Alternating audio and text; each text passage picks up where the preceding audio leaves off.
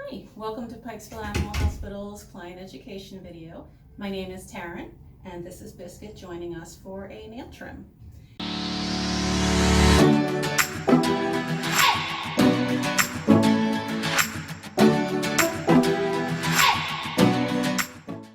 I was going to show how we can do some nail trimming.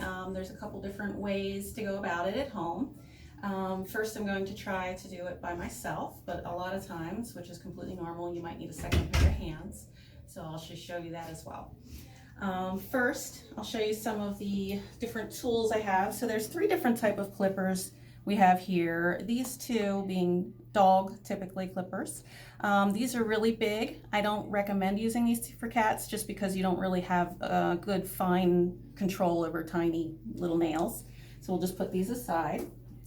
Medium ones can be done. My personal preference are these little tiny scissor-like ones.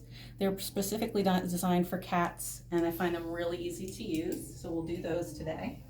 I also have a little bottle of something called Quick Stop. It's a styptic powder.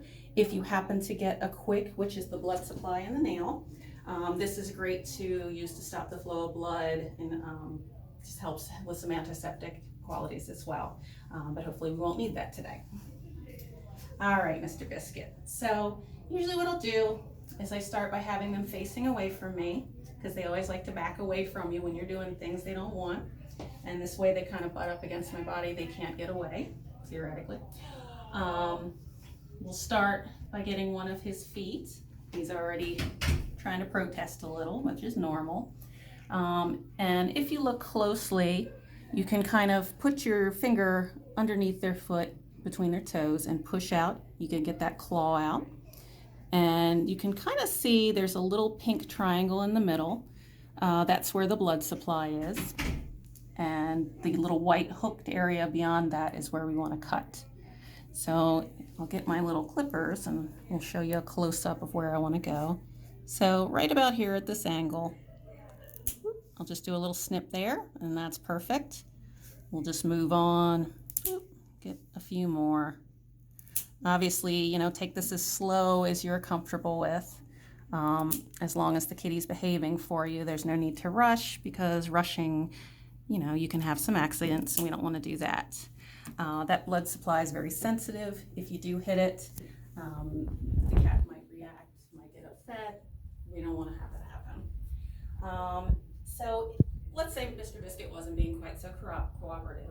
We would maybe have someone else come in, give a hand. So I'm going to bring in Becky. She's one of our helpers. And she's just going to mock hold him. And she's going to get him into a position where he's nice and secure. She's got his head facing away from her, being careful not to let him turn and bite or scratch or anything like that. She's got one arm out for me. And at that point, I can do the same thing. I can extend the claw and visualize and do a little snip. Another little snip. And there we go. So that's how we would do that. I believe that's it. If there's any concerns at all that you think your cat is getting too stressed out or may be getting upset enough to scratch or bite, definitely stop at that point. We don't want to force this. We don't want to make this an awful situation. You can always bring them into your veterinarian and have us do it. We can be the bad guys. We don't want anybody to get injured. Bye. So hopefully it works out. If not, feel free to come on and see us.